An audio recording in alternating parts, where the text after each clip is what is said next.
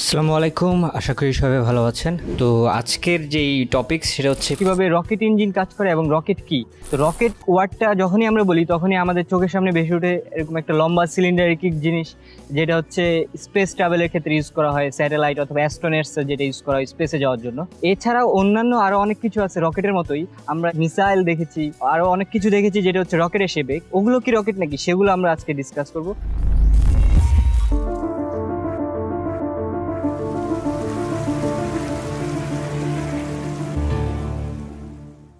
তো mainly rocket হচ্ছে সেই জিনিসই যেটা হচ্ছে রকেট ইঞ্জিন ইউজ করে, যেই মেশিনটাতে, সেটাকেই আমরা রকেট বলতে পারবো। যেমন মিসাইলে রকেট ইঞ্জিন ইউজ করা হয়, তো missile one kind of rocket. এখন অনেক এয়ারক্রাফট আছে, ওগুলোতে রকেট ইঞ্জিন করা হয় এবং ওগুলোকেও আমরা রকেট বলতে পারবো। আর রকেটে তো রকেট ইঞ্জিন অবশ্যই ব্যবহার করা হয়। সো রকেটে আমরা মেইনলি চারটা পার্টে ভাগ করে থাকি। সেটা হচ্ছে প্রথম স্টেজ, যেটাকে আমরা পেলোড স্টেজ বলি। পেলোড স্টেজ মিন্স যেটা হচ্ছে সেখানে অ্যাস্ট্রোনটরা থাকতে পারে, অথবা আমরা যেই জিনিসটা স্পেসে পাঠাবো সেই জিনিসটাকে আমরা পেলোড বলতে পারি। তো রকেটের প্রথমেই আমরা সেই পেলোডটাকে রাখি, অথবা অ্যাস্ট্রোনট থাকতে পারে, অথবা স্যাটেলাইট থাকতে পারে, তো যে কোনো কিছু থাকতে পারে সেই পেলোড সেকশনে। সো এই পেলোডটাকে আমাদের মহাকাশে পাঠানোর জন্য আমরা রকেটটা ইউজ করে থাকি।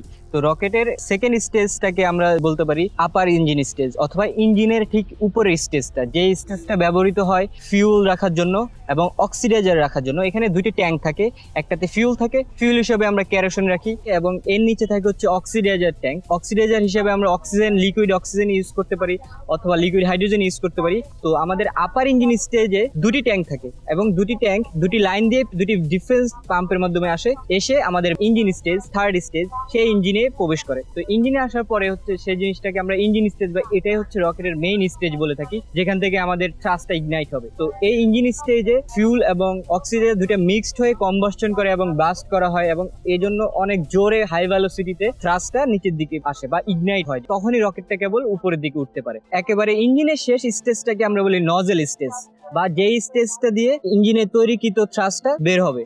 আমরা জেট ইঞ্জিনের ক্ষেত্রে দেখেছিলাম থ্রাস্ট স্টেজ বা টারবাইন স্টেজ, যে স্টেজে বিভিন্ন প্রসেস হয়ে জিনিসটা থ্রাস্ট হিসেবে বের হতো জেট ইঞ্জিনের পিছন দিয়ে। তো রকেটেও সেম ভাবেই ফুয়েল এবং অক্সিজেন মিক্সচার হয়ে কম্বাসশন হয়ে নজল দিয়ে আমাদের থ্রাস্ট হিসাবে ইগনাইট হবে। তো সেই নজল পার্টটাকে হচ্ছে ভেক্টরাইজড করা যায়, যেমন নজলটাকে আমরা ডানে ভাবে মুভ করতে পারবো, আর সে কারণে রকেটটাকে আমরা লেফট এবং রাইটে নিতে পারবো। তো এই স্টেজটা সবচেয়ে বেশি এবং সবচেয়ে মোস্ট ইম্পর্টেন্ট স্টেজ, কারণ আমাদের ইঞ্জিনের যে থ্রাস্টটা তৈরি হয় সেটা থাকে হচ্ছে অনেক লো স্পিডের একটা থ্রাস্ট, যেটাকে আমরা বলি হচ্ছে সাবসনিক থ্রাস্ট। আর এই নজলের ডিজাইনটার কারণে আমাদের সাবসনিক থ্রাস্টটা সুপারসনিক থ্রাস্টে পরিণত হয়, কারণ এই নজলটাকে আমরা কনভার্জেন্ট এবং ডাইভার্জেন্ট নজল বলে থাকি।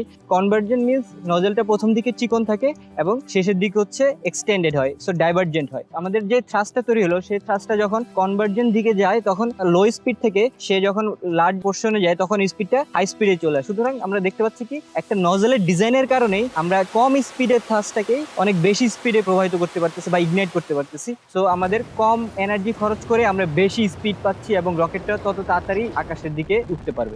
আমরা যেটা দেখলাম যে নজল হচ্ছে সবচেয়ে বেশি ইম্পর্টেন্ট জিনিস, অথবা সবচেয়ে লাস্ট স্টেজ হচ্ছে নজল সেকশন। তো এই সেকশনটায় এত বেশি ভেলোসিটিতে থ্রাস্ট বের হয় এবং এখানে অনেক বেশি টেম্পারেচার উৎপন্ন হয়। তো এই কারণে এই টেম্পারেচারটাকে লো করার জন্য আমাদের যে ফিউল ট্যাঙ্কটা আছে উপরে, আমরা প্রথম স্টেজে যেটা দেখলাম, ওখান থেকে ফুয়েলটা ডিরেক্টলি ইঞ্জিনে না এসে এই নজলটা দিয়ে হচ্ছে 4-5টা রাউন্ড করে তারপরে ইঞ্জিন সেকশনে পৌঁছাই। আর এটার উদ্দেশ্যটা হচ্ছে ফুয়েলটা এই নজল স্টেজে দিয়ে যাওয়ার কারণে এই নজলটা কিছুটা ঠান্ডা থাকে। তো আমাদের যেহেতু নজলটা অনেক বেশি টেম্পারেচার হয়ে যায়, তো নর্মালি দেখা যায় কি থ্রাস্ট যখন বের হয় তখন এই নজলের টেম্পারেচার প্রায় 3000 কেলভিন পর্যন্ত উঠে যায়। তো এই টেম্পারেচারটাকে লো করার জন্য আমরা ফিউলটাকে এই নজলের চারপাশ দিয়ে আমরা এটাকে হচ্ছে তারপরে ইঞ্জিন সেকশনে পৌঁছাই, যাতে এই থ্রাস্টটা কিছুটা টেম্পারেচার কম হয়।